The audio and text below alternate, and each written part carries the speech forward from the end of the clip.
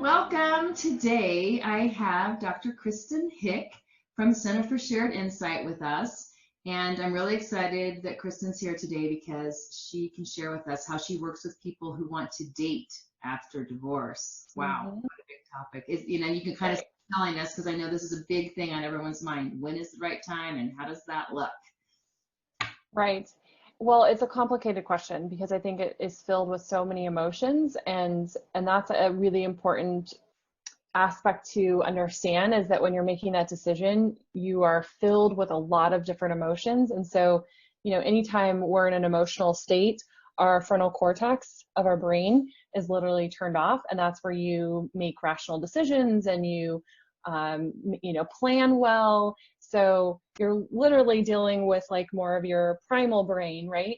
And that's not the best for making great decisions when you're in a place of chaos or uncertainty or feeling really emotional. So, um, what I usually talk about people is just like not giving yourself a timeline.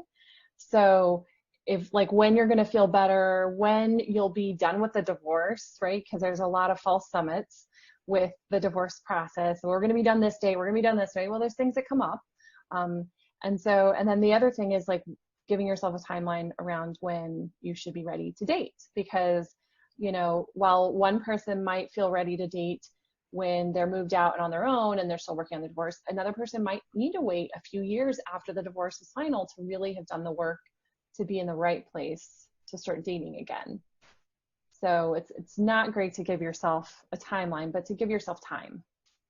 Exactly, exactly. So tell me how you like help people understand when is enough time. What kind of things have to happen, or what kind of approach do you take helping people to figure out that whole timeline and on their own time, of course. But yeah, what is that? Mm-hmm.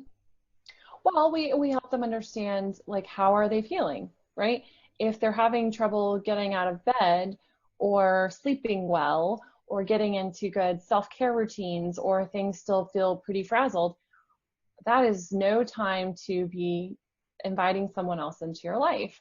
So what we do both through individual therapy and also our women's divorce recovery group is we help women understand, and men, we work with men individually as well. We help them understand like what will it look like when you feel ready?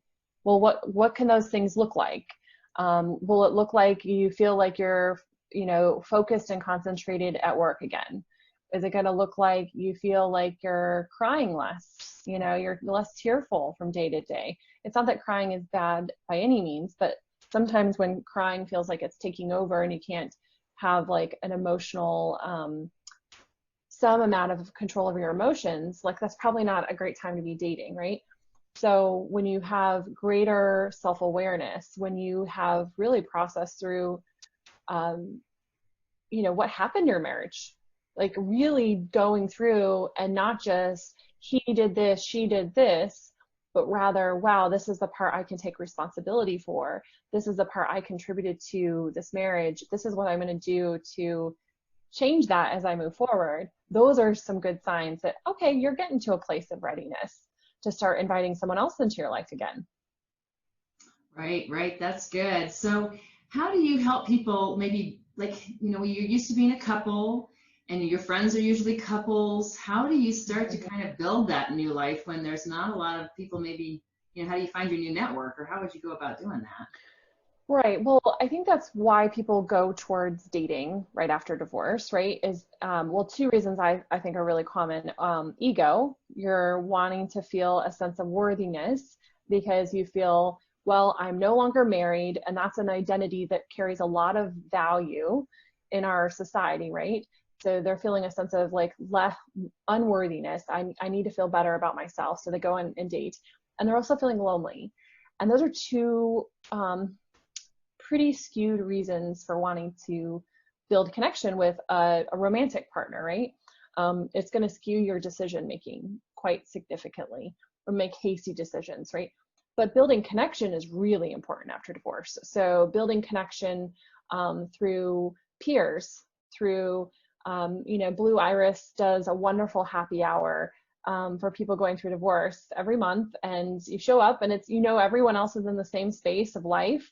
It's not like, oh, but they're single and they're doing fine. No, everyone's in the same boat. So it's a great atmosphere. You know, going to meetup.com. There's tons of Facebook groups. I mean, right now during COVID, we're seeing that there's a ton of virtual places to meet people. So there's a lot of avenues out there. Even just your churches, your religious organizations, or community organizations offer a lot of ways to meet groups. So, and then the last way is like a support group, such as ours. We do a women's divorce recovery group, and it's a great way to meet people going through the process, to be able to talk about the process, where you're not worried if someone feels like sick of you talking about it, or like, oh, she's talking about that again and I'm going to catch that, like it's contagious or something.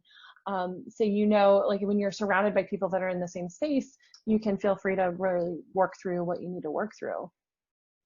I bet. Yeah. So tell us a little bit about how your divorce recovery work looks, or the support group. You know, Mm-hmm. a certain night, and usually is there a time frame to it? You know, so many weeks long that you commit to, or how does that work if someone wanted to get involved in that? Right. So that's it's a women's divorce recovery group.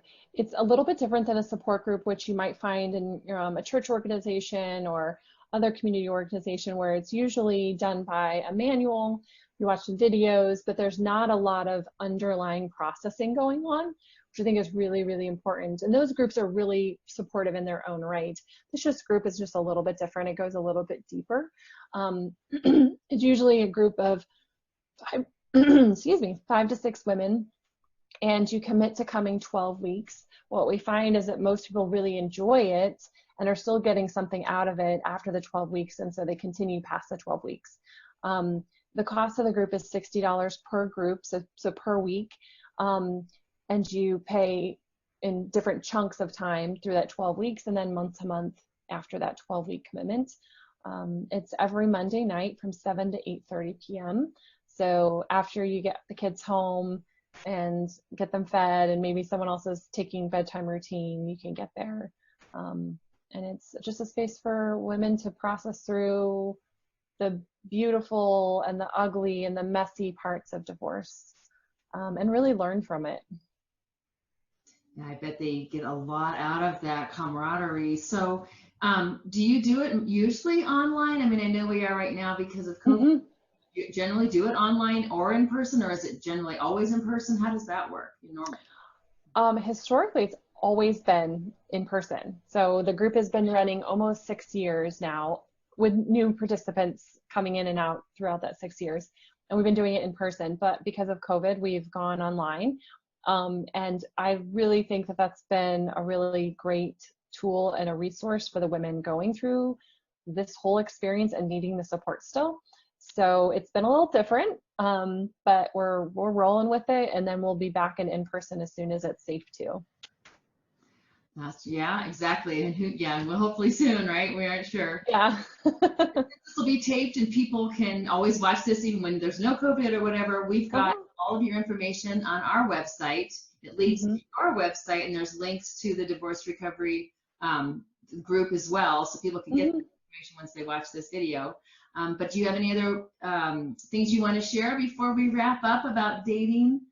Yeah, I would say that it's really important to reflect on your life and what's important to you before you get to dating. So, you know, there's kind of some different approaches to take. One is to be open-minded, but also be selective. So, you know, what can happen sometimes if you start dating too soon is that you're just like anyone and everyone, whoever will take me. And that's not a great approach for finding someone that could be a meaningful part of your life moving forward. So really taking a look at what is important to you, what needs were met in your former relationships and what were not, and what is really key and essential to making you feel fulfilled in a relationship, and then creating that ideal checklist. There's a couple books that I like to go to for this. If Buddha Dated, and Ariel Ford's Soulmate Secret. They're really good books at kind of guiding you through, like, what is your ideal mate checklist and why. So it's not just, I want so-and-so that's this job and makes this much and is this, and this. It's really getting at the underlying layers, like, how does that make you compatible with the person? and how that might be related to your previous relationship pitfalls. So, really taking this chance to see what worked before, how did it not work, and what would you like to really improve on intentionally moving forward. And that's some of the work we do in the divorce group, but also in individual therapy, is like really getting to like the root of what you may have been repeating from even very early in childhood in your relationship dynamics, to understand what's going on in your adult relationship dynamics to heal so you don't repeat those same things.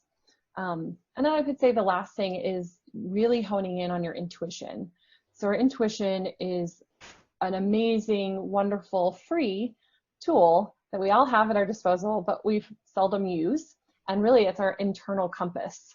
It's our internal compass that guides us to make decisions to get us out of, harm's way.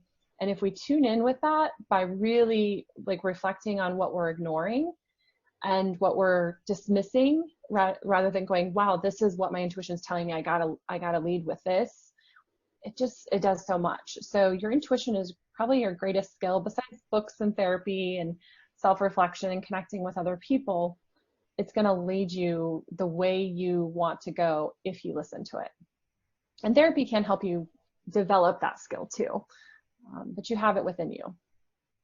That is so true. Oh, I just love all the things that you said, and that is so helpful. We'll definitely put the books too on our resource page and our website. And we're going to direct everything to your website as well. So if people want to get a hold of you and get in touch with you, they can. Great. And I just appreciate your time and all that you've shared. This is really good stuff. I really appreciate it, Kristen. Oh, of course. If there's any other way I can help, definitely reach out. All right. Thank you.